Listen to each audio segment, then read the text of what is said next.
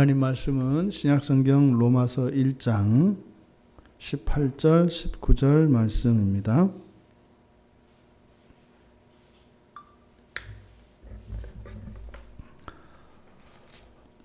로마서 1장 18절 19절 말씀 우리 같이 함께 읽겠습니다.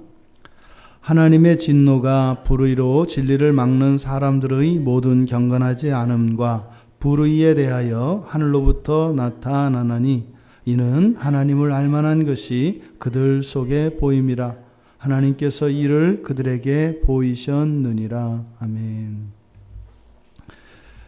우리가 지난주에 사도 바울이 복음을 자랑하지 않을 수 없는 이유, 완전한 것이고 절대적인 것이고 차별이 없는 것이기 때문에 복음을 자랑한다. 이것을 부끄러워하지 않는다. 그 지난주에 말씀에 이어서 오늘 사도 바울은 복음을 부끄러워하지 않는, 자랑스러워하는 또 다른 이유를 이야기합니다. 바로 앞에서는 복음의 긍정적인 측면, 복음의 완전한 이 긍정적인 측면을 복음을 부끄러워하지 않는 이유로 이야기를 했고, 이제 18절에서 여기에서는 17절과 이렇게 평행구조로 나타납니다. 그래서 하나님의 의와 하나님의 진노가 이렇게 나란히 이제 대비가 되는데, 여기서는 부정적인 측면에서도 이 복음을 자랑스러워하는 이유가 있음을 밝히고 있습니다. 근데 사실은 같은 이야기죠. 18절의 앞에도 접속사가 생략되어 있습니다. 왜냐하면 이렇게 되어 있습니다. 왜냐하면 하나님의 진노가 하늘로부터 나타났기 때문이다. 이렇게 된 겁니다. 18절을 간단히 말하자면, 왜냐하면 하나님의 진노가 나타나기 때문이다. 이때는 현재형입니다. 그래서 하나님의 진노는 계속 나타나는 거예요. 변함없이 항상 계속됩니다. 근데 그 사이에 있는 것은 그 하나님의 진노가 나타나는 조건, 대상들이 제시되어 있죠. 그러니까 이런 사람들, 이런 경우에는 하나님의 진노가 계속 나타나게 되어 있습니다. 그런 예외가 없습니다. 그러니까 앞에서 이야기했던 이 복음에 나타난 완전한 하나님의 의가 나타난 이 복음, 이것이 사도가 왜 복음을 부끄러워하지 않았던 이유인지를 말했는데, 바로 이것을 하나님의 진노와 관련시킴으로써 17절에서 이야기한 이 복음의 완전성, 이것을 좀 더 강하고 구체적으로 부각을 시키는 그런 의미가 있습니다. 그러니까 복음을 부끄러워하지 않는 이유는 17절과 18절을 이어서 우리가 같이 합쳐서 이해를 한다면, 이러이러한 조건 하에서는 하나님의 진노가 반드시 나타나게 되어 있는데, 그 하나님의 진노를 막을 길이 없습니다. 그런데 그 하나님의 진노를 막을 수 있는 것은 유일하게 뭐라는 거예요? 하나님의 의라는 겁니다. 그게 앞에 17절에서 이야기한 거죠. 복음에 나타나는 하나님의 의는 바로 18절에서 이야기하는 이 하나님의 진노와 관련되어 있습니다. 그러니까 하나님의 의가 아니고서는 하나님의 진노에서 벗어날 길이 없는데, 그 하나님의 완전한 의가 어디에 나타난다? 복음에 나타난다. 그래서 복음을 자랑하지 않을 수 없다. 여러분들에게 하나님의 진노는 어떤 의미로 다가오세요? 지금 이렇게 시중에 지금 상영되고 있는 어떤 영화 중에서 우리나라 전통의 그 천당 지옥 사상, 그 염라대왕이 이렇게 사람들이 살아가는 동안 했던 그 행위에 따라서 이렇게 이제 심판하는 그 내용으로 만든 영화가 지금 있습니다.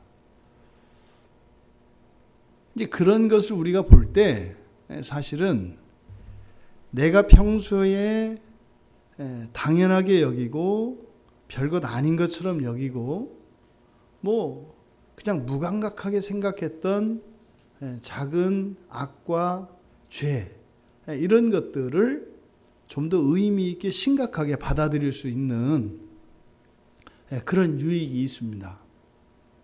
뭐 이제 거짓말을 한 거, 또 사람을 죽인 거, 뭐 부모에게 불효한 거, 뭐 이제 이런 것들을 가지고 이제 하나하나 이제 그 지옥의 관문을 통과하는 거예요. 이렇게 해서 하나의 관문을 갈 때마다 사는 동안 있었던 그 행위들을 비디오로 쫙 펼쳐놓고 거기서 죄질을 따져가지고 그래서 이제 뭐 첫 번째 지옥에서 500년 살고 나면 그 다음번 또 지옥에 가서 또 이제 재판받고 또 이제 치르고 뭐 이제 이렇게 돼 있는 거예요. 근데 어쨌든 거기에서 몇백 년 만에 나타나는 의인이 바로 대한민국 119 소방관이라는 거에 대해서 아마 소방관들이 단체 입장을 하지 않을까 뭐 이런 생각을 하게 돼요. 근데 이 하나님의 진노는 사실은 무시무시한 거죠. 근데 신약 성경에는 이 하나님의 진노가 구체적으로 나타나지 않아요. 왜 그럴까요? 십자가가 사실은 모든 하나님의 진노의 그 절정이 십자가인 거예요. 십자가는 두려운 겁니다. 꺼려지는 겁니다. 그렇게 너무 크면 사실은 우리에게는 와닿지가 않아요. 그렇잖아요? 뭐 한 500억 이렇게 빚진 사람들은 빚 걱정 안 합니다. 근데 뭐 100 몇십만 원, 뭐 1000만 원 이런 거 있는 사람은 이제 막 죽음입니다. 그래서 아주 큰 빚을 지면 무감각해져요. 이렇게 딱 끊어버려서 아무 이게 없는 이렇게 좀 돼요. 그런 겁니다. 또 정말로 극단적인 상황이 와버리면 그 고요가 와요. 고요가 이렇게. 이게 뭐냐면 이제 하나님이 사람 몸에 주신 그런 어떤 자기 그 방어 기제 같은 거인가 봐요. 그래서 극도의 공포나 두려움이 처하게 되면은 없어진다. 그래서 죽는 순간에는 두려움이 없다 하잖아요. 사람에게. 죽는 순간에는. 의식적으로 어떻게 해요? 그냥 끊어버린대요. 이렇게 사람이. 몸이 스스로 이렇게 딱 끊어버린대요. 그래서 우리가 이 하나님의 진노를 좀 이렇게 실감하기 위해서는 구약 속으로 들어가 봐야 알아요. 거기는 이제 하나하나 이렇게 설명을 했거든요. 역사 속에서. 근데 뭐 여러분들이 이미 다 아시는 거죠. 하나님의 진노는 욥기 21장 17절에 보면은 사람을 곤고하게 하는 것으로 나타납니다. 사람을. 그러니까요. 뭔가 부족하고 힘들고 이런 걸 곤고하다 그래요. 그러니까 사람이 이 세상을 살면서 느끼는 이런 곤고함, 이것도 하나님의 진노의 한 효과입니다. 또 신명기 6장 15절에 보면은 하나님이 진멸하세요. 하나님의 백성들을 이 땅에서 진멸한다고요. 그러니까 구약의 역사를 보면 죄를 지음으로 인해서 막 몰살당하거나 막 죽는 이런 일들이 막 일어납니다. 그리고 또 때로는요, 하나님이 없는 것처럼 느껴질 때도 있어요. 이것도 하나님의 진노예요. 하나님이 전혀 그 사람에게 이렇게 감각되지 않습니다. 전혀 감각되지 않습니다. 그것을 보통 구약에서는 얼굴을 숨기신다, 얼굴을 감추신다 이렇게 이야기해요. 그러니까 삶 속에서 하나님이 얼굴을 감추시면 구원의 일들이 일어나지 않아요. 이게 하나님의 진노입니다. 그러니까 마치 하나님은 영원히 우리의 하나님이시거든요. 그런데 고아와 같은, 그러니까 하나님이 없는 자와 같은 일들이 삶 속에서 일어나요. 이것도 하나님의 진노의 효과입니다. 또 심지어 신명기 4장 21절에서는요. 하나님이 주시기로 약속하신 선물, 기업이죠. 거기에서 배제시키기도 합니다. 그걸 늦추시기도 하고 그것을 배제시키기도 해요. 하나님의 진노가. 그러니까 구약에 나타나는 하나님의 진노라고 하는 것은 흔히 우리가 이야기하는 이 세상에서의 모든 괴로움과 흉하고 악하고 괴롭게 하는 모든 것이 하나님의 진노와 관계되어 있습니다. 그러니까 좋지 못한 것, 이 모든 것이 하나님의 진노로 말미암습니다. 그런데 그 진노가 누구에게 임하느냐? 성경에서는 두 가지로 우리가 나누어 생각할 수 있습니다. 불의로 진리를 막는 사람들의 모든 경건하지 않음과 불의에 대하여. 성경의 순서는 모든 경건하지 않음과 불의, 이것이 앞에 나와 있습니다. 그리고 수식하는 불의로 진리를 막는 사람들, 여기 이제 뒤에 나와 있습니다. 근데 우리말 성경의 순서를 따라서 첫째로 이 하나님의 진노, 그러니까 뭐예요? 우리가 싫어하는 겁니다. 사람들이 싫어하는 거, 그리고 두려워하는 거, 걱정하고 염려하는 거, 이 모든 게 하나님의 진노예요. 그러니까 진노를 너무 크게 생각하지 마시고, 이 세상에서 일어나는 모든 불행한, 그러니까 내가 생각하는 불쾌하고 불편하고 부당하고 불만족스럽고 하는 이 모든 것들을 하나님의 진노라고 생각을 하시면 돼요. 물론 그 끝은 진멸이죠. 진멸은 잘 와닿지는 않단 말이에요. 근데 그 진노가 누구에게 온다? 첫 번째, 불의로 진리를 막는 사람들에게 온대요. 여러분 조심하실 것은 성경에서 이런 사람들 저런 사람들을 이야기할 때 여러분들이 이렇게 가운데 선 그어놓고 왼쪽 오른쪽 이렇게 옮겨 다니시면 안 돼요. 어떨 때는 보니까 이건 내가 아니라 누구구나. 어떤 때는 나구나. 그래서 이게 팔짝팔짝 이렇게 줄을 뛰어다니면 안 된다 이 말이에요. 우리는 사실은 뭐 있어요? 양 다리 사이에 그 줄을 놓고 있어요. 양 다리 사이에. 그래서 돼요. 나의 어떤 부분은 하나님의 진노 가운데 있고요. 나의 어떤 부분은 하나님의 은총 가운데 있는 거죠. 그래서 어떻게 해요? 진노 가운데 있는 이 영역들을 전부 하나님의 은혜 속으로 옮겨야 되는 거죠. 그래서 모든 하나님의 말씀은 나에게 적용해야 돼요. 나에게. 물론 유난히 그쪽 주특기인 사람들이 있어요. 그래서 떠오르기는 하는데 그럼 손해예요. 그러니까 그 하나님의 진노에서 내가 벗어나는 게 목적이지 다른 누구 때문에 한숨 쉬면 안 된다 이 말이에요. 성경에 있는 모든 말씀이 나와 관계없는 거 아무것도 없습니다. 나와 상관이 없는 것 같은 건 뭐예요? 감각이 마비된 거예요. 눈이 먼 거예요. 의식이 죽어버린 거예요. 성경의 모든 말씀은 다 내 얘기입니다, 여러분. 다 내 얘기예요, 다 내 얘기.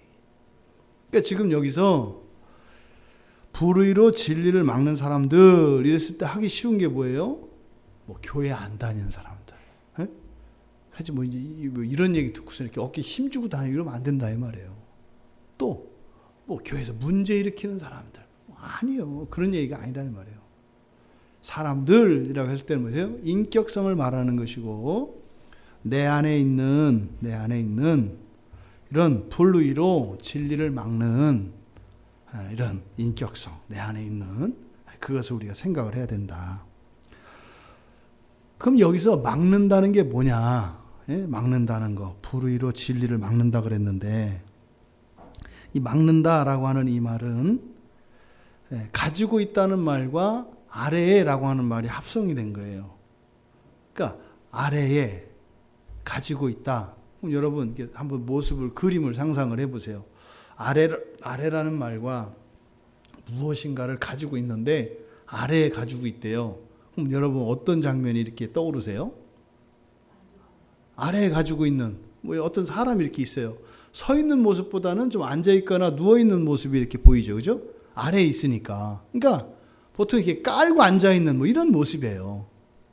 아래에 가지고 있다 이런 말이니까 이렇게 감추어서 이렇게 두고 있는 거다 이 말이에요. 그래서 엉덩이로 딱 깔고 앉아있는 뭐 이런 거죠. 근데 이 아래는 우리가 표면적으로는 우리의 육체의 아래, 위아래의 위치를 나타낼 수도 있습니다만 이것을 추상적인 개념으로 우리에게 적용하면 우리 아래, 그럼 우리 마음 속을 이야기할 수 있어요. 그러니까 마음 속에 사실은 깊이 가지고 있는 뭐 이런 거죠. 그러니까 여기서 막는다라고 하는 건 그런 겁니다. 그러니까요. 단지 이 막는다라고 하는 것은 사전적으로는 억누르고 이렇게 억제하는 거죠. 이렇게 누르는 거죠. 그리고 꽉 붙들고 있는 거예요. 그런데 이것이 그렇게 깔고 앉고 있고 안에 이렇게 억제하고 있는 것은 사실은 가만히 있는 거지만 그 효과는 어떤 거예요? 굉장히 적극적인 거죠. 그래서 불의로 진리를 막는다라고 하는 것이 불의인가 여기서 이 불의의 성격이 무엇인지를 가르쳐줘요. 그러니까 의롭지 못한 것인데 이 불의는 단지 그 사람의 됨됨이나 어떤 행위만을 이야기하는 게 아니라 그런 불의가 가지고 있는 다시 말해 악이죠. 이런 악의 목적은 어디에 있다는 거예요? 진리를 막는 데 있다 이 말이에요. 그러니까 나에게서 보여지는 이런 불의는 결국은 악의 열매들인데 이것의 결국은 어떻게 돼요? 진리를 대적하게 되어 있다는 거예요. 그건 자신의 의도나 이것과 상관이 없어요. 내가 뭐 하나님 말씀에 뭐 대적하거나 반대하거나 그런 게 아니고 보통 우리는 어떻게 이해해요? 내가 연약해서 뭐 이렇게 생각을 하잖아요. 난 요 정도밖에 안 돼서 이렇게 얘기하잖아요. 하지만 그 결과는 어떻다? 진리를 막는. 그러니까 어떻게 되겠어요? 오히려 적그리스도의 군사가 돼서 그리스도께 대항하는 것 같은 이런 것이다. 그러니까 이 불의라고 하는 것이 단지 개인적 수준에서 어떤 성화의 정도나 그 사람의 됨됨이로만 생각해서는 안 된다. 어떻게 해요? 이것이 적극적으로 진리를 억누르는 억압하는 그런 역할을 한다 이 말이에요. 이런 게 뭐예요? 타협할 때 일어나는 겁니다. 타협할 때. 얼마든지 핑계가 되잖아요. 그죠? 특별한 상황이어서 뭐 6.25 때, 뭐 일제시대 때, 아니면 뭐 스리랑카나 북한 이런 데에서 기독교 신앙을 드러내지 못하고 때로는 나 안 믿어요. 이렇게 부인할 수 있다 이 말이에요. 충분히 이해할 수 있거든요. 뭐 나라고 그 상황에서 다를 거다 이렇게 생각 안 된단 말이에요. 저도 그렇게 자신 없어요. 근데 그것이 그 사람의 어떤 정도 수준만 나타나는 게 아니라 만약에 어떤 그리스도인이 그런 불의를 저질렀을 경우에는 그 결과는 어떻게 된다는 거예요? 진리를 향해서 활을 쏘고 수류탄을 던지고 폭파하는 그런 것과 다르지 않다는 거예요. 우리 안에 어쩔 수 없는 이런 죄성으로 인해서 남아있는 연약함으로 인해서 우리 일상 가운데 이런 불의가 없을 수 없습니다. 여기서 지금 이야기하고자 하는 한 말은 뭐겠어요? 당연한 거로 여기지 마라.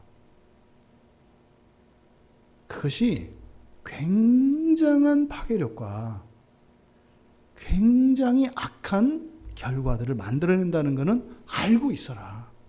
에? 그에 대해서 죄책감을 갖거나 벌벌벌 떨라는 얘기가 아니에요. 자식이 불효할 때 어머니 가슴이 얼마나 아픈가는 알고 있으라는 거예요. 이게 정죄하는 게 아니에요.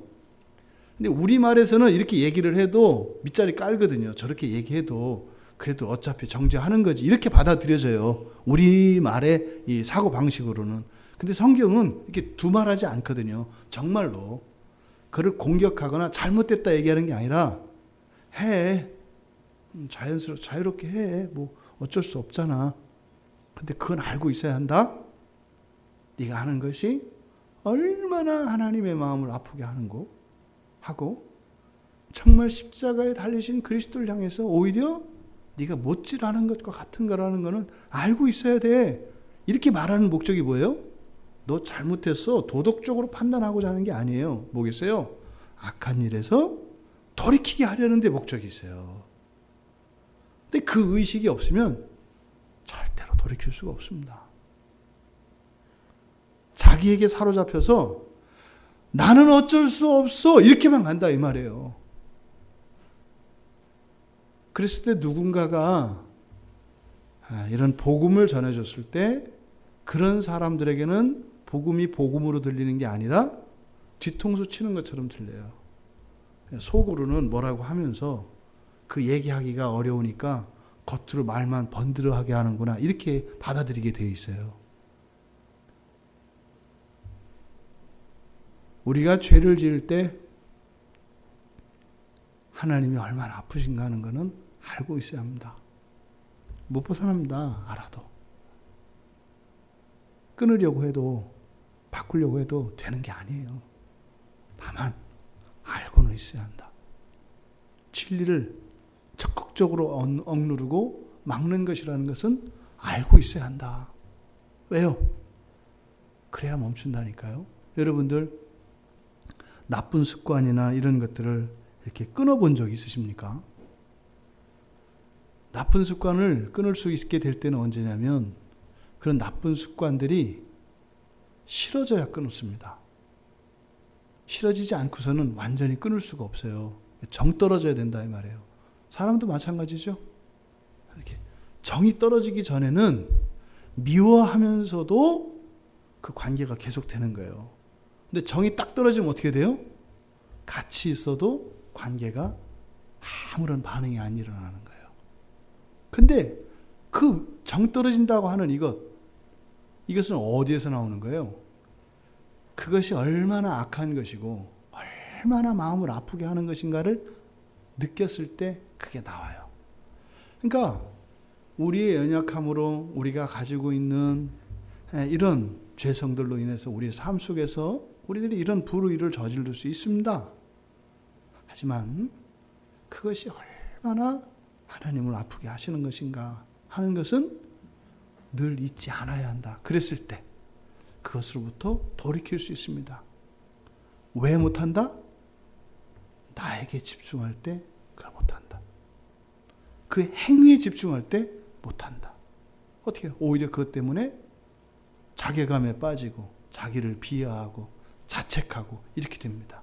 자기를 보게 되면 이것도 내가 왜 못하나? 또 이랬네. 이렇게 해서 스스로를 자꾸 자기 학대하게 됩니다. 그렇게 되는 게 아니에요. 우리의 본성이 바뀌기 전에는 그걸 완전히 끊을 수 없습니다. 이 불의의 특성이 바로 적극적으로 진리에 대적한다라고 하는 이 의미가 우리의 실천적인 우리의 본성과 우리의 삶 속에 각자 여러분들에게 적용될 수 있기를 바랍니다. 불의는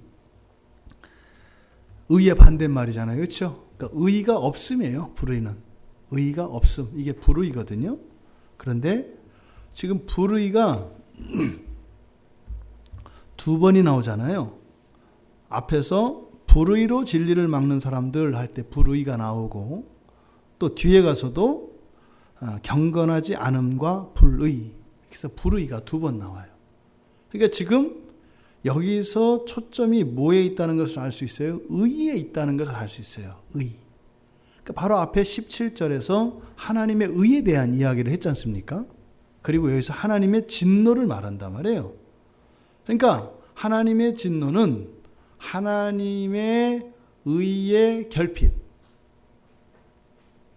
말미암는 것임을 이야기해요. 그것을 안에서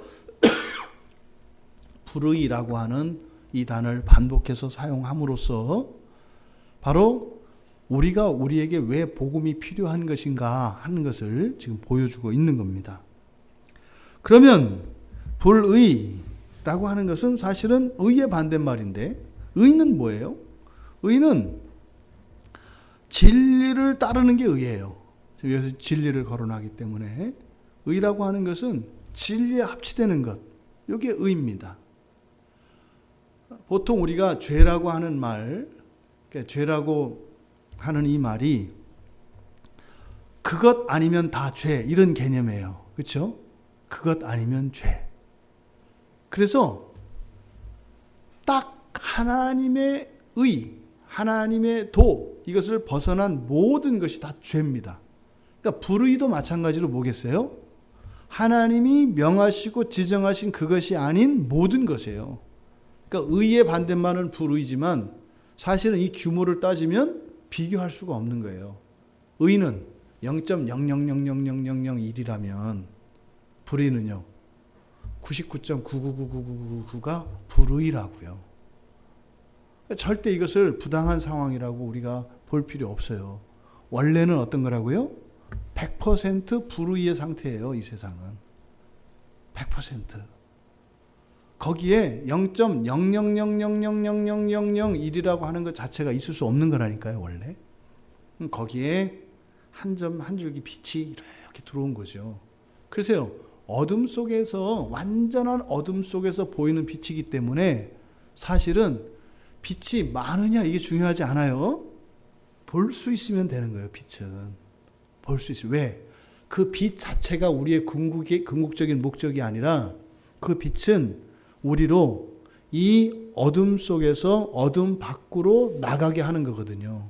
여러분, 빛과 어둠의 경계가 어떻게 돼 있을까요? 생각해 보셨나요? 빛과 어둠이 어떻게 경계되어 있을까요? 지금 여기 우리 밤이잖아요. 이 나라는. 그죠? 근데 비행기 타고 막 쫓아가면 아침을 따라갈 수 있죠. 무슨 말씀인지 아시잖아요. 그죠? 저 반대는 지금 낮 아니에요. 그러면 비행기 타고 굉장히 빠른 비행기를 막 쫓아가요. 예? 그러면 저쪽 지금 이제 아침에서 지금 저녁으로 이제 막 아침이 오려고 하는 그 땅이 있을 거 아니에요. 그죠? 거기 따라갈 수 있잖아요. 그럼 빛과 어둠이 어떻게 경계되어 있을까요? 별걸 다 물어보죠. 빛과 그 어둠이 어떻게 경계져 있을까? 우리가 만약에 그림을 그린다면 어떻게 해요? 손으로 이제 막 그어가지고 이렇게 흐리게 하잖아요. 그렇죠? 그럼 우리가 사실은 빛과 어둠을 그림으로 그 경계를 나타낸다고 하면 보통은 어떻게 그래요? 검정, 하양, 그죠? 그리고 중간은 회색. 점점 명암이 이렇게 밝아지고 이렇게 해서 명암 처리를 해서 부드럽게 이렇게 사선 구조로 그리잖아요. 이해되시죠? 제가 말씀드리는 말을. 근데 사실은 성경은 뭐라고 얘기하냐면요. 여기까지가 어둠이고 여기까지가 빛이에요. 어둠과 빛이요. 딱 나뉘어 있어요. 어둠도 물질이고 빛도 물질입니다, 여러분. 아시죠? 네, 이제 그거는 이제 과학에 의해서 밝혀졌단 말이에요. 물질이에요, 물질. 빛도 이게 물질이거든요. 어둠도 어둠 물질이에요. 그래서요, 홍해 사건에서 딱 길이 나뉘었을 때 어떻게 돼요? 길 있는 곳에서는 물이 없죠. 근데 옆에는 물이 있죠. 물과 공기로 접해있던, 나뉘어있던 요 경계, 이게 빛과 어둠의 경계예요, 여러분. 홍해는 우리가 쉽게 이해할 수 있잖아요. 예? 이렇게 딱 갈라졌을 때 물이 양쪽으로 서 있는 거, 그죠? 물이 어둠이고요. 이 허공이, 하늘 이렇게 공기 있는 여기가 이게 빛이라고요. 빛과 어둠의 경계는 있지 않습니까? 완전히 달라요. 그래서 사실은 우리가 죄 가운데 있어도 있잖아요. 엄청 뭐 이렇게 빛 가운데로 걸어가야 되는 게 아니에요. 그러니까 바로 이렇게 여기, 예? 어둠 속에 있어. 바로 여기 앞에 있어. 그럼 어떻게 돼요? 나한테 경험되어지는 어둠은요, 무한대요. 다 깜깜해요. 근데 이렇게 살짝 밀면 어떻게 돼요? 환해요. 여러분들 어느 날 설교 듣고 이렇게 하다가 확 깰 때 있잖아요. 그러니까 요만큼 있다가 사실은 요거 나온 거거든요. 확 열리잖아요. 반대로 어떻게 될까요? 빛 가운데 있다가 이렇게 들어가면 또 완전히 무한대 어둠이 펼쳐지는 거예요.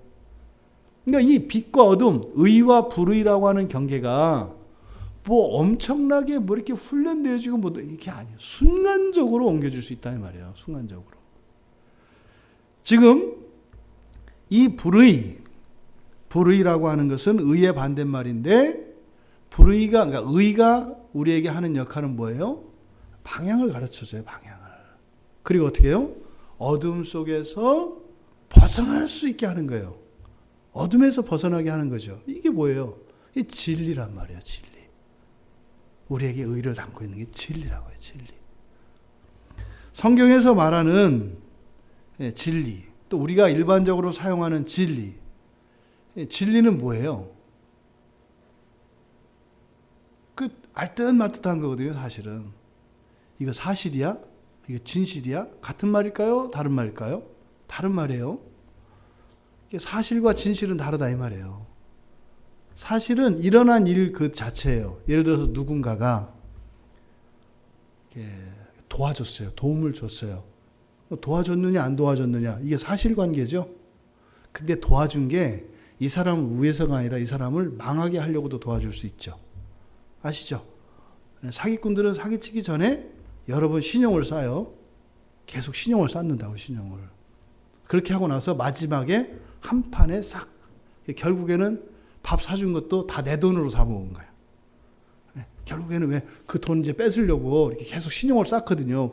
자기 돈으로 사주는 것 같은데 어차피 이 사람 돈을 뺏어서 얼마 정도를 이제 사기를 칠 거기 때문에 그 한도 내에서 자기가 남는 거 빼고 그거를 이렇게 투자금 쓰는 거예요. 미리 쓰는 거죠, 투자. 그 빼가는 거거든요. 그러니까 사실과 진실은 달라요. 어떤 사람이 나에게 호의를 베푼다고 할 때 호의, 좋은 뜻, 좋은 행동이죠. 근데 그게 진실은 아닐 수 있다. 그러니까 진실은 누구만 알아요? 하나님만 알아요. 우리도 몰라요. 왜? 나는 악을 행하려고 했는데 하나님은 내 악을 이용해서 하나님의 선을 이루시려고 했어. 이게 주로 이스라엘을 징계할 때 주변 국가들을 사용하시는 거죠. 이스라엘 주변에 있는 주변 국가들은 이스라엘을 공격해서 악을 위해서 악을 쓴다고요. 근데 진실은 뭐예요? 하나님이 그것을 하나님의 의의 도구로 쓰시죠. 여러분들이 인생에 있었던 여러분 아팠던 모든 사람들 진실은 뭔지 아세요? 다 여러분 좋게 하려고. 여러분 좋게 하려고. 그게 진실이에요. 그러니까 진리는 사실과 진실이 일치하는 거. 이게 진리입니다. 사실과 진실이. 그래서 항상 이 진리는 앞뒤가 같아요. 그리고 시간과 환경과 어떠한 여건 속에서도 항상 동일해요. 일관돼요. 이게 진리의 특성이에요. 그런데 성경에서 말하는 진리는 그런 사전적인 의미의 진리, 그 진리의 기준이 사실은 하나님께 있죠. 그래서 기독교에서 말하는 진리는 여호와 하나님과 사람 사이의 관계, 이게 가장 기본적인 진리예요. 하나님은 우리를요 사랑하세요. 여러분도 하나님을 사랑하세요. 그게 진리예요. 근데 하나님은 우리를 사랑하시기 때문에, 그리고 그걸 아시기 때문에 끊임없이 그 사랑을 이루어 가세요. 근데 우리는 기억상실증에 걸렸어요. 근데 알지도 못하는, 그렇게 바쁘니까 나하고는 너무 차이가 나서 사실 내 짝이 될 수 없을 것 같은 그런 하나님이 자꾸 얼쩡거리면서 나를 사랑한다고 하는데, 아무리 봐도 내가 생각해도 나하고는 안 맞는 짝이야. 근데 날 사랑한다고 하니까 그 누구예요? 하나님은 대가 사기꾼이에요. 너무 나하고 안 맞아. 너무 안 맞는다니까요. 근데 자꾸 나를 진짜 사랑하고 나만 사랑한다고 나한테 모든 걸 다 준대. 되게 거짓말이에요. 이 세상에서 그런 일이 일어난다면. 그러니까요, 하나님이 그러셔도 우리는 그걸 못 믿어요. 예수님이 나 대신 죽었대요. 좋죠. 그러면 사실로 받아들이죠. 근데 그걸 진실로 우리는 받아들이기가 쉽지 않아요. 그러니까 그런 우리들을 하나님께서 그 진실을 입증하시는 과정, 이게 구원의 과정이에요. 내가 한 거 진짜다 이거예요. 그러면서 우리 이제 깜짝깜짝 놀래잖아요. 가끔 한 번씩. 진짜였네. 뭐 이런 거. 막 이렇게. 그러다가 또 저건 아니잖아요. 또 뭐 이제 이렇게 하죠. 그래서 또 이렇게 그것도 진짜였네. 아이, 그럼 저건 절대 아니잖아요. 뭐 이제 이런 식이죠, 이게. 그러니까 이 진리라고 하는 것은 여호와 하나님과 하나님 백성들의 이 관계, 여기에서 시작이 돼요. 여기에서. 그러니까 하나님과 사람 사이의 이 관계, 이게 진리입니다. 진리. 근데 그것이 타락한 이후에는 우리들에게는 잘 모른단 말이죠. 그래서 성경에서는 그리스도를 통하여 구원하시는 그 하나님의 구원의 복음, 이것과 관련되어 있습니다. 진리는. 그러니까 성경에 나와 있는 모든 명령과 율법들, 이것도 진리라고 하는 이유가 뭐예요? 바로 그것을 향하여 나아가는 것이기 때문에 진리라고 이야기한다 이 말이에요. 그러니까 한마디로 말하면 성경에서 말하는 진리는 우리 기독교적 관점에서 이야기를 하면 복음이라고 할 수 있고, 또 복음이 나타내는 모든 것, 이것이 진리입니다. 그것이 진리입니다. 그러면 그 불의라고 하는 것은 사실은 그 진리를 거부하는 모든 것을 말하는 거거든요. 진리를 따르지 않는, 그러니까 이게 사실은 불의죠. 불의.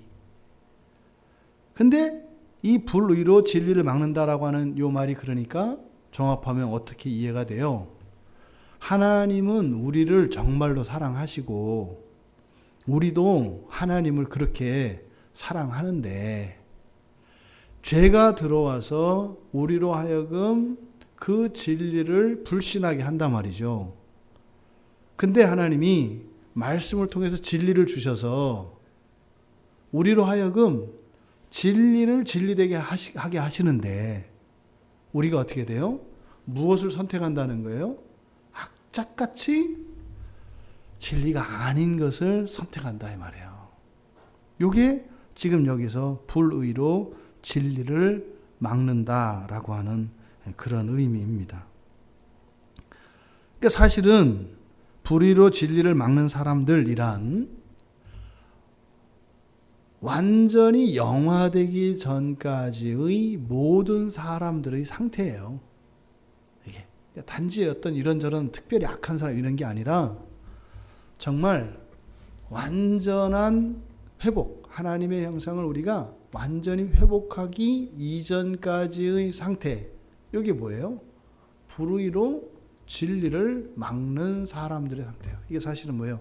이미 이루어진 구원과 아직 완성되지 않은 그 중간을 살아가는 모든 사람들을 여기서는 뭐라고 해요? 불의로 진리를 막는 사람들이다. 이렇게 말하는 목적은 뭐다? 아까 앞에서 얘기했던 이 불의가 그 결과가 목적하는 게 무엇인지, 그래서 그것이 얼마나 악하고 파괴적인 것인지를 가르쳐 주려고 하는 거다. 그러니까요, 이 세상 모든 사람들에게는 하나님의 진노가 하늘로부터 나타난대요. 여러분, 오늘 하루 하나님의 진노가 여러분들의 삶 속에 나타나던가요? 잘 안 나타나요. 잘 안 나타나요. 그게 지금 사도 바울이 복음을 진술하는 것이 우리의 일상 가운데서 경험되어지는 것을 이야기하고 있는 겁니다. 그러니까 모든 사람들에게 반드시 하나님의 진노가 나타나게 돼 있대요. 또 두 번째, 그렇다면 뭐 그렇게 이 세상을 살아가는 모든 사람들에게 모두 다 그냥 똑같이 부어지느냐? 그렇지 않다는 거예요. 그 가운데에서 그런 사람들의 어디에 하나님의 진노가 나타나요? 경건하지 않음, 모든 경건하지 않음과 모든 불의에 나타난대요. 여기서 경건하지 않음, 이것도 경건의 반대말이에요. 경건이 없음, 경건의 결핍을 나타냅니다. 그런데 단순히 이 경건의 결핍이라고 하는 이 말은 결핍만을 의미하는 것이 아니라 적극적으로 하나님께 대하여 불순하고 불경스럽고 무례한 태도를 다 포함하는 말입니다. 그래서 여기서 신약에서 말하는 경건이라고 하는 것은 구약적 개념에서는 경외와 비슷해요. 보통은 경건이라는 것은 삶으로 드러내는 거거든요. 그러니까 하나님과 우리 사이의 관계를 이야기할 때 구약 성경에서는 여호와를 경외하라 한다 이 말이에요. 그랬을 때 하나님의 관계가 이어져요. 근데 말로만 말고 어떻게? 마음과 삶으로. 이걸 경건이라고 한단 말이에요. 그래서 내적인 측면을 경외라고 하고 그 경외를 우리의 삶 속에 드러내는 것을 경건이라고 하거든요. 그러니까 신약에서 말하는 경건은 이제 믿음을 드러내는 행위인데 결국 이 경건이라는 말 속에는 구약적 개념인 경외를 드러내는 것도 포함되어 있어요. 그러니까 여기서 모든 경건하지 않음이라고 하는 것은 경건의 부족 정도만 아니라 하나님을 무례하게 대하고 경외하지 않는 것, 그리고 적극적으로 하나님에게 불손하게 행하는 이 모든 것들. 우리가 굉장히 불손하거든요. 굉장히 불손하거든요.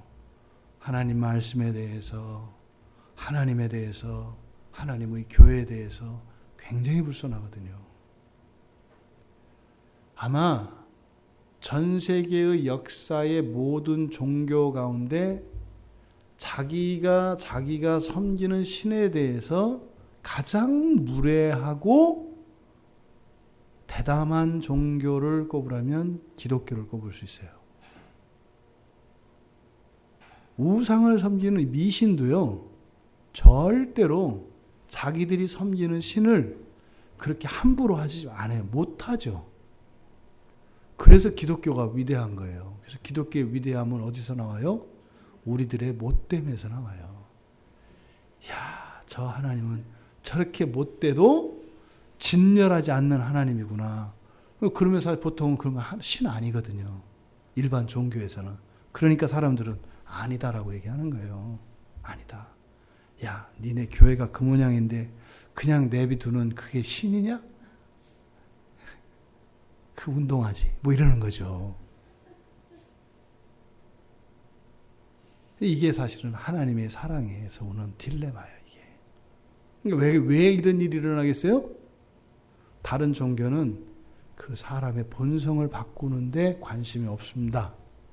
뭐에 관심이 있어요? 행위에 관심이 있어요. 행위에. 그러니까요. 못하게 하면 돼요. 못하게 하면. 근데 기독교의 관심은 어디에 있어요? 우리를 주님의 신부로 바꾸는 데 있어요. 그러니까 여러분들이 여러분 그 가면을 다 벗을 수 있는 게 누구예요? 제일 친한 친구. 그 중에서도 나보다 좀 못해야죠. 나보다 조금 못해야 여러분들이 마음 놓고 할 수 있잖아. 네? 그리고 여러분에게 종속돼 있어야 돼. 그 친구에게 조금이라도 내가 이렇게 바랄 게 있거나, 네? 나에게 도움을 줄 만한 게 하나도 없어야 돼. 그래서 당장 끊어도 괜찮은. 이런 사람들한테 얘기를 들어봐야 그 사람의 됨됨이를 알아요. 그래서 그 사람이 어떤 사람인가 하는 것은 보통 누구예요? 아랫사람에게 물어봐야 돼요. 아랫사람에게. 왜요? 그래야 가면을 벗거든. 가면을. 윗사람들한테 물으면 다 훌륭해요. 그렇게 예의 바른 사람 없고 그렇게 충성스러운 사람 없고 이래요. 근데 뒤로 가면은 그렇게 악할 수 없고 그렇게 잔인할 수 없고 이러죠. 그러니까 기독교는 이게 종교 자체가 이런 종교들과 차별화되는 게 우리를 잘 이렇게 생각해 보면 안단 말이에요. 아, 그래서 그렇구나. 본성을 바꾸는데 관심이 있어요. 왜요? 왜 본성을 바꿀까요? 데리고 살아야 되니까, 하나님이. 데리고 살 것 같지 않으면 뭘 그러겠어요. 그러니까 그것만 봐도 우리 데리고 살긴 사나 보다 이렇게 아는 거예요. 끝까지 포기하지 않는 거 보면은 어쨌든 이렇게 하긴 하실라나 보다. 이게 이제 우리가 경험할 수 있는 거죠. 그러니까 이 세상 어느 누구도 벗어날 수 없어요. 그런데 그 가운데에서도 특별히 뭐라고 딱 꼭 집어서 얘기한단 말이에요. 그렇죠? 모든 경건하지 않음과 불의. 그러니까 경건하지 않음이 우리들에게 하나님의 진노가 임하는 이유다라고 얘기를 하는 거예요. 그러니까 바꿔 말하면 그게 없어지면 우리에게 진노가 임해요, 안 임해요? 안 임한다 이 말이에요. 안 임한다 이 말이에요. 또 불의가 다시 한번 인용이 돼요. 앞에서 말했던 불의는 좀 넓은 의미의 불의겠죠. 그렇죠? 진리에 반하는 모든 것, 이렇게 포괄적인 개념이라면 여기서 불의는 구체적인 것들일 겁니다. 지금 우리가 이렇게 있습니다만 우리들 각자가 가지고 있는 불의가 달라요. 다 달라요. 어떤 사람은 해결이 된 게 있고 어떤 사람은 해결 안 된 게 있다 이 말이에요. 네? 예를 들어서 우리의 삶 속에 우리가 이렇게 손으로 꼽을 수 없는 수많은 감사와 은혜가 매일 부어지거든요. 매일 부어져요. 그러면요. 그럼 감사가 없어요. 그 불의예요. 하나님께 대한 찬양이 없어요. 그 불의라니까요. 근데 어떤 사람은 그걸 감격하는 사람이 있죠. 날마다 감사하고 찬양하고 그렇게 하는. 그 사람은 상대적으로 그 부분에서 좀 벗어난 거죠. 좀 빛 가운데 있는 거잖아요. 또 이제 반대의 경우가 있을 수 있다 말이에요. 다른 경우. 다 잘하는데 어떤 사람은 주관이 없어. 하라면 하라는 대로 해. 그런 사람도 있어요. 싫어도 하고 뭐 이렇게 하는 사람이 있어요. 근데 알아서 하라면 또 못하잖아요. 그런 사람은. 그죠? 성경을 보고 하라고 해도 못해. 근데 어떤 사람은 자기가 하고 싶은 거는 정말로 엄청날 정도 해. 근데 하기 싫은 건 죽어도 또 안 하는 사람이 있어요. 그러니까 뭐요? 이것 말고는 다 할게요. 이런 사람 있잖아요. 어떤 사람은 이것만 할게요 하는 사람이 있는가 하면 어떤 사람은 이것 말고 다 할게요 이런 사람이 있단 말이에요. 그러면 마음대로 해봐라. 그럼 한 사람은 그것만 할 테고 또 한 사람은 그것만 빼고 다 할 거고 그러잖아요. 이게 사람마다 달라요. 그러니까 불의가 개인들에게 나타나는 방식이 다르다. 그러니까 뒤에서 이야기하는 이 불의라고 하는 것은 개인적인 것이 되겠죠. 그러니까 우리 각자에게 있는 이런 불의들을 바꿔야 되는 이유가 뭐예요? 그런 불의가 사라질 때마다 하나님의 진노가 사라져요. 사라진다고요. 말씀을 따라 바꿔가고 분투하고 노력하고 그러면 하나님의 그 진노가, 그래서 진노는 뭐로 이해해야 된다 했어요? 불편함이라고 했어요. 불쾌하고 불행하게 만드는 이런 모든 것들이라고 그랬어요. 이런 것들이 거치는 효과를 우리가 경험을 한다고요. 경험을 한다고요. 그러니까 여기서 모든 경건하지 않음과 불의를 꼭 집은 것은 아주 자세하게 하려고 하는 것이 아니라 사실은 어떻게 해서든 부담을 줄여주려고 하는 거예요. 사실은 우리에게 불경건하지 않고 불의하지 않은 거 없거든요. 근데 말이라도 좀 이렇게 해주셔서 그냥 조금 이렇게 다는 아닌가 봐. 근데 사실 나죠. 그러니까 우리가 너무 이렇게 잘 삐지고 너무 시험에 잘 드니까 이렇게 말로라도 이렇게 위로를 해주시는 거예요. 덩어리들이잖아요, 우리가. 네? 그러니까 지금 18절에서 이야기하고자 하는 게 뭐예요?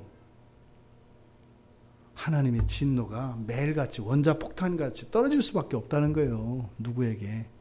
이 세상 살아가는 모든 사람들에게는. 심지어 율법 아래 있고 하나님의 택함을 받은 유대인이라 할지라도 하나님의 진노 아래서 벗어날 사람이 없다는 거예요. 없다는 거예요. 그러니까 바로 앞에서 17절에서 뭘 얘기했다고요? 하나님의 의에 대한 이야기를 했잖아요. 그러니까 우리가 완전히 경건하고 완전히 의롭지 않은 이상은 이 진노에서 벗어날 길이 없어. 예? 이렇게 그 미사일 같이 따라와가지고 뒤에도 터지고 피해도 터지고 이런다 이 말이에요. 그런데 바로 앞에서 뭘 얘기했어요? 진노를 막을 수 있는 게 있대요. 이게 뭐예요? 요격 미사일, 패트리어트 같은 거죠. 딱 오는 진노를 딱 막아 떨어뜨릴 수 있는 게 있다. 이게 뭐라는 거예요? 하나님의 의라는 거예요. 반사! 그러면은 오다가 탁 떨어진다는 거죠. 이게 하나님의 의라는 거예요. 그러니까 이 하나님의 의, 우리가 우리 자신이 완전한 경건함에 이르지 못하고 완전한 의에 이르지 못한다면 하나님의 진노는 우리의 숙명이고 벗어날 수가 없는데 딱 하나의 방법이 있다. 뭐요? 하나님의 의. 근데 우리가 그동안 알고 있었던 하나님의 의는 뭐냐? 율법의 순종함인데 그건 할 수 없다는 게 이미 증명이 됐지 않냐. 근데 복음에 있더라는 거요. 복음에 이게 있더라. 복음을 피우면 어떻게? 반사! 이렇게 된다는 거예요. 반사. 예수! 농담, 이렇게 이제 간다는 거죠.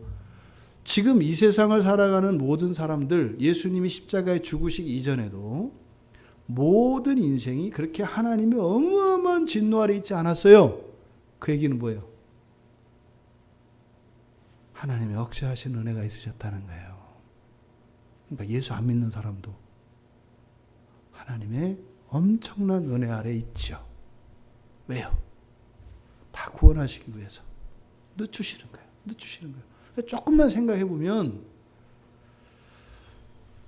내가 참 과분한 삶을 살았다. 이건 모든 사람의 마지막 고백이에요. 이렇게 한을 품고 원기가 되는 이런 사람도 어떤 사건만 생각하니까 억울하다 이런 생각을 하지, 전체 인생을 쫙 펼쳐놓으면은 아무 소리 할 수 없다. 그 얘기가 이제 뒤에 나오는 19절 얘기예요. 19절에서 이는 이렇게 얘기해요. 이는 왜냐하면 하나님을 알만한 것이 그들 속에 보임이라. 이상한 얘기입니다. 앞에서 한 얘기는 뭐였어요? 하나님의 진노가 나타나는데 그 나타나는 이유가, 나타나는 대상이 진리를 막는 사람들과 그들의 불경건함과 의롭지 않음이라고 그랬어요. 근데 그 이유를 설명을 하는데 뭐라 그래요? 하나님을 알만한 것이 그들에게 이미 다 나타났기 때문이다. 이렇게 얘기한다 이 말이에요.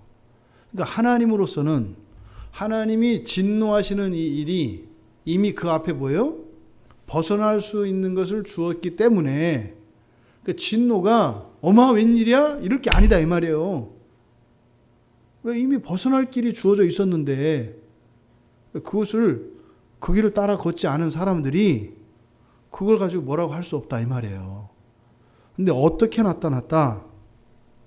그들 속에 있대요. 그럼 밖에 있으면 저 그때 거기 못 갔어요 이럴 수 있잖아요. 어머나 세상에, 내 속에 있다네.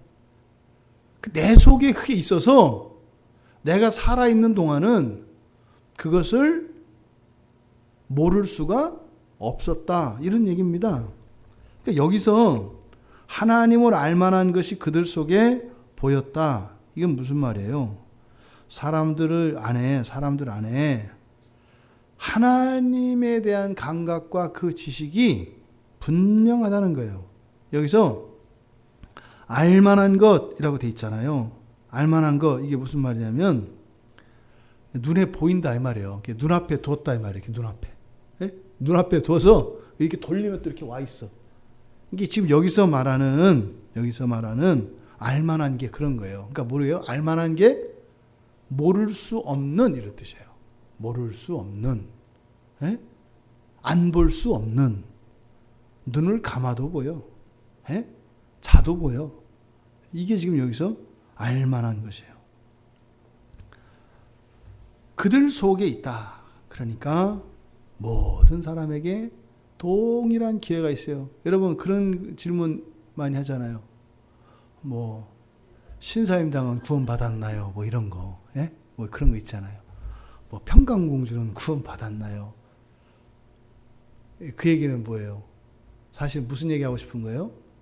내가 이렇게 사는 거, 이렇게 살고 싶어서 하는 게 아니라 다 사정이 있어서 그런 거예요. 요 얘기하려는 거예요. 그걸 돌려서 얘기하는 것 뿐이에요. 근데 성경은 뭐라 그래요? 알만한 것이 내 속에 있느니라. 이거 현재형으로 되어 있어요. 늘 언제나 영원히. 어디에 살든 어떤 시대에 살든 어떤 환경 속에서 살았든 늘 알만한 것이 그들 속에 있다. 이렇게 얘기를 해요. 왜 그걸 늘 알 수 있다고 하느냐? 왜 늘 알 수 있다고 하느냐? 하나님이 하신 거래요. 하나님이 하신 것이기 때문에. 그러니까 하나님께서 보여주시려고 보여주셨는데 그걸 못 볼 사람이 있겠어요? 없다는 겁니다. 지금 사도 바울이 여기서 말하고자 하는 것은 뭘 얘기하려는 거예요? 복음을 자랑하지 않을 수 없는 이유에 대해서 얘기를 하려고 하는 거예요. 복음이. 그러면서 또 한편은 뭐예요? 복음을 받아들이지 않는 자들에 대해서 경고와 함께, 사실은 경고보다는 이렇게 그냥 애써서 그 복음을 받아들이지 않으려고 저항하는 그 힘듦에서 좀 벗어나라는 거예요. 여러분, 교회 매일 나오는 게 어려울까요? 교회를 안 나오는 게 어려울까요? 우리는 매일 나오는 게 어렵다고 생각을 해요. 근데 사도 바울은 뭐라고 해요? 안 나오느라고 애쓴다, 이런 거예요. 성경 안 보느라고 애쓴다. 설교 안 듣느라고 애쓴다. 이렇게 얘기하는 거예요. 나중에 안다는 거예요. 내가 정말 수고했구나. 그 복음을 받아들이지 않으려고 열심히 했구나. 참 이렇게 내가 성실한 사람인지 몰랐다. 이걸 알게 된다는 거예요. 사도 바울이 지금 얘기하려고 하는 게 그겁니다. 여러분, 근데 이것이 종말에만 관계되어 있는 것이 아니라 하나님의 진노는 최종적으로 그리스도의 십자가에서 나타났습니다만 우리들의 일상 가운데 늘 나타납니다. 세상을 살면서 불편하지 않고 불행한 이유가 하나도 없고 그런 사람이 어디 있어요? 다 있지. 심지어는 없다라고 하는 사람들에게도 성경은 있다라고 얘기한다 이 말이에요. 근데 복음은 그 모든 것으로부터 벗어나게 하는 하나님의 완전한 능력이 있다. 이렇게 사도 바울이 이야기를 하고 있습니다. 여러분, 하나님의 의, 완전한 의라고 하는 것은 두 가지 측면이 있어요. 복음에 나타나는 하나님의 의는 법정적으로 단지 우리를 의롭다 선언하는 것뿐만 아니라, 그러니까 우리를 의롭다 선언하시는 법정적 선언이 있어요. 우리는 의인이 됐단 말이에요. 받을 벌이 없어요. 그런데 그것만이 아니라 하나님의 의는 하나님의 행위도 나타내요. 하나님의 일하시는 것도 나타낸다고요. 그래서 하나님의 의는요, 우리를 날마다 새로운 피조물로 만들어 가시는 하나님의 완전하신 의도 나타나는 거예요. 그래서 복음 안에 있으면 법정적으로 우리가 단지 마지막 날에 지옥이 아니라 천국행, 이것만 의미하는 것이 아니라 현재의 삶 속에 쉬지 않으시는 하나님이 우리를 끊임없이 날마다 새로운 피조물로 만들어가는 것도 포함되어 있다.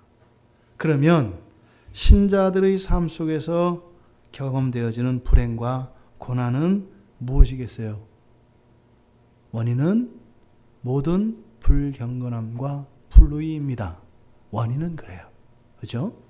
근데 복음이 그러한 상태, 그러한 죄인들의 그러한 상태에도 불구하고 그러한 하나님의 진노가 무엇으로 바뀌어요? 하나님의 의로 바뀌어서 우리를, 오히려 그런 죄 가운데 있는 우리를 의롭다 하시고 죄 가운데 있는 죄된 본성을 새롭게 하시는 하나님의 구원의 행동이 나타난다는 거예요. 이게 복음입니다. 여러분, 예수 그리스도의 십자가의 사건은 마지막 날 종말에만 관한 것이 아니라 현재 나의 일상 가운데에도 구원을 이야기한다는 것을 기억하십시오. 우리는 단 하루도 똑같은 날을 사는 적이 없습니다. 날마다 새로운 날들과 새로운 사람들과 살아갑니다. 물론 그리스도 안에, 복음 안에 있지 않다면 그 사람들은 새로운 사람들 아니겠죠. 옛 사람들이겠죠. 그대로 있겠죠. 그러니까 그냥 짐승과 같이 짐승으로 사는 사람들이 있는가 하면 어떻게 해요? 짐승에서 사람으로 바뀌고 사람이 하나님의 형상으로 더 닮아가는 사람들로 이 세상은 가득 차 있는 거예요. 여러분 자신이 그렇게 날마다 복음 안에 나타난 그 하나님의 의의 효과가 여러분들에게 나타나기를 바랍니다. 그래서 우리의 인생에 하나님의 진노가 거두어지고 또 우리 안에 해결되지 못한 경건하지 않음과 불의로 인하여 우리의 삶 속에서 일어나는 이런 불행과 고난과 이런 아픔과 시련들이 우리를 불행하게 하는 것이 아니라 오히려 소망이 되어서 온전케 하실 그 날을 바라보며 더욱 힘있게 우리 주님을 의지하며 살아갈 수 있는 우리 모두가 되기를 주님의 이름으로 축원합니다. 우리 말씀을 생각하며 잠시 같이